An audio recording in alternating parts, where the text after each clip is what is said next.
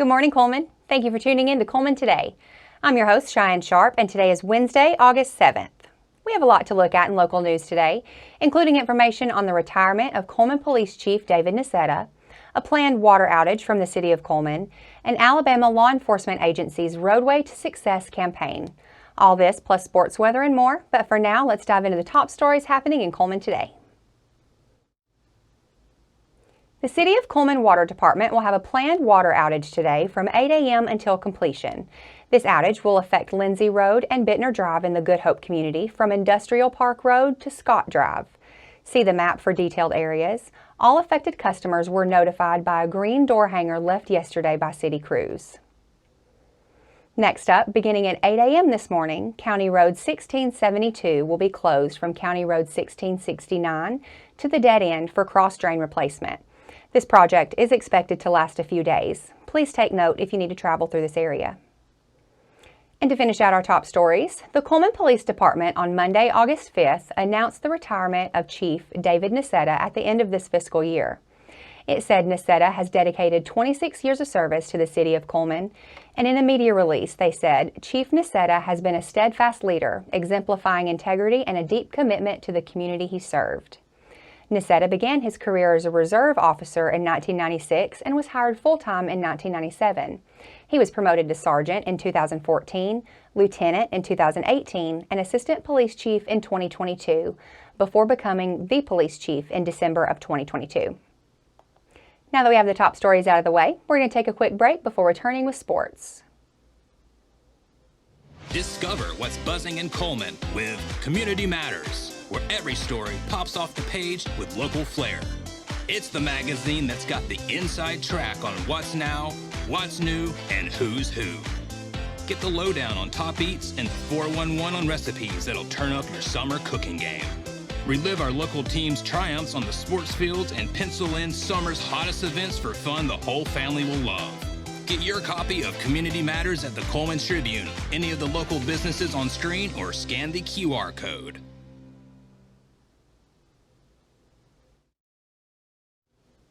Hello and welcome back. Now it's time to find out what's going on in the world of sports.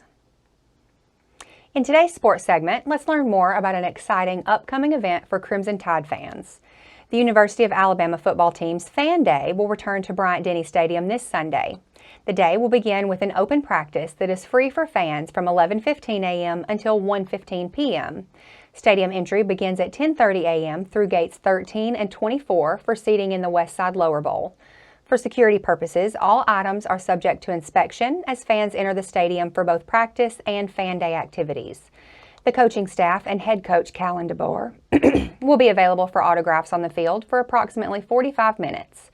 Field access for the autograph session will be granted to Yay Alabama members by showing an official Yay Alabama autograph session ticket that will be emailed in advance of the event. Yay Alabama members will be limited to one item per person for autographs, and no posed photographs will be permitted. Fans can sign up for Yay Alabama in advance to support Alabama student athletes by visiting yay-alabama.com. The Authentic at Bryant-Denny Stadium will also be open for Fan Day. Access to the store will be available from the interior south concourse near the south end zone. Moving over to the east side of the state for some news from the Plains. Auburn running back Jarquez Hunter, the SEC's leading returning rusher, has been selected as a preseason candidate for the 2024 Doak Walker Award.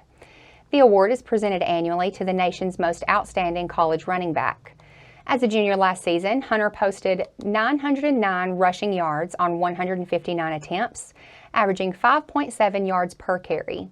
In 3 seasons on the Plains, Hunter ranks 18th in program history with 2,170 rushing yards, adding 17 touchdowns, 403 career receiving yards, and 3 receiving touchdowns as well.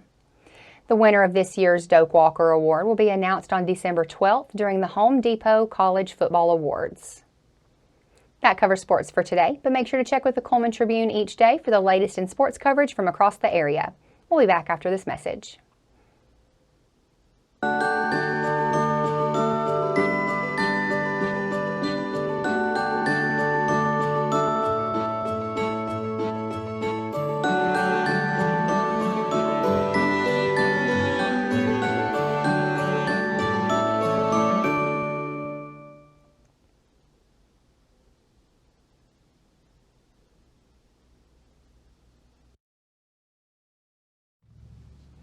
Hello and welcome back to Cullman Today.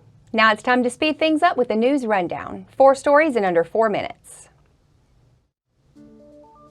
On Monday, Cullman Police Department's Officers Zane Pounders, Chad Ashworth, and Daniel Palisade met with the teachers and staff at Cullman City Schools. The 3 trained officers taught the Civilian Response to Active Shooter Events course to the educators, allowing them a plan and sense of security in knowing what the appropriate steps are in the event of a dangerous and armed intruder. The Cullman Area Chamber of Commerce is holding nominations for its Small Business of the Month, this time with a twist.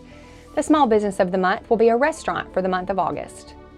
Let's celebrate the amazing local restaurants that make the community special. By nominating your favorite, you can help highlight their hard work, dedication to quality, and positive impact on the local economy.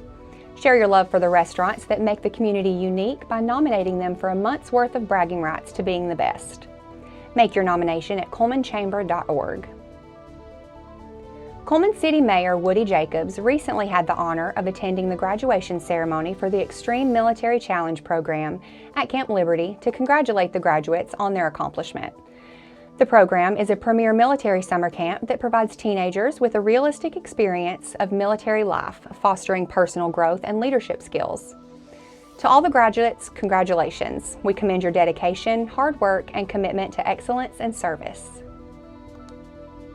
In just a short time, schools across the state will be back in session, meaning heavier traffic and busier morning commutes. This school year, ALEA is urging parents, teen drivers, and citizens of all ages to join the agency's Roadway to Success campaign and drive responsibly and arrive safely. The campaign encourages motorists to use safe driving habits like using a seatbelt, driving distraction-free, obeying all traffic laws, and remaining free from the influence of drugs or alcohol while driving. ALEA also released a few tips for roadways and commuters as they travel during peak school hours. Remember to maintain a safe distance from school buses while in motion, stay alert, and never pass a stopped, flashing school bus. Now, for a quick break before we look at the weather ahead and pay our respects with obituaries. I'll be right back after this quick message.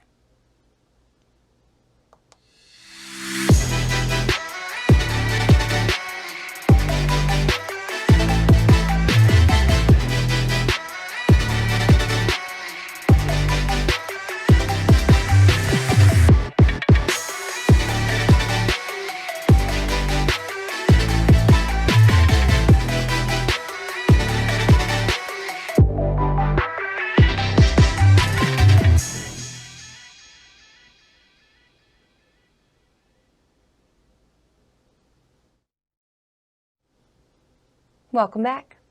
Let's take a moment to pause and remember those who have lost their lives this week as we turn to obituaries. Sylvian Jackson. Funeral services for Sylvian Jackson, 89 of Hanceville, will be held at 11 a.m. on Friday, August 9th at Hanceville Funeral Home Chapel.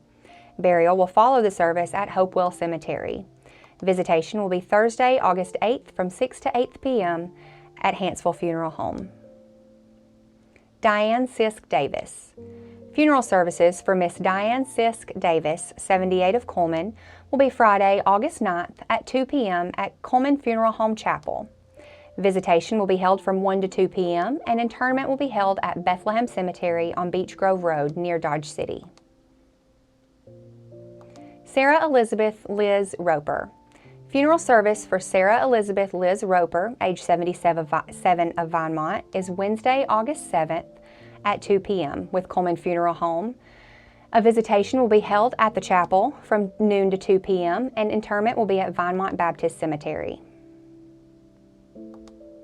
Kimberly Sue Cheatham, 58 of Holly Pond, passed away on August 5th. There are no services scheduled at this time. That finishes up obituaries for today. Our thoughts and prayers go out to their families and friends. Now, let's take a look at today's weather forecast. Today will be sunny with a high near 95 and heat index values as high as 103. Tonight should be mostly clear with a low of around 71. Tomorrow is set to be sunny with a high near 91, and tomorrow night should be partly cloudy with a low of around 71. That's it for another edition of Cullman Today. Thank you for joining us. We'll be back bright and early tomorrow morning at 6:30 a.m. I'm Cheyenne Sharp with Cullman Today, wishing you a wonderful Wednesday, Cullman.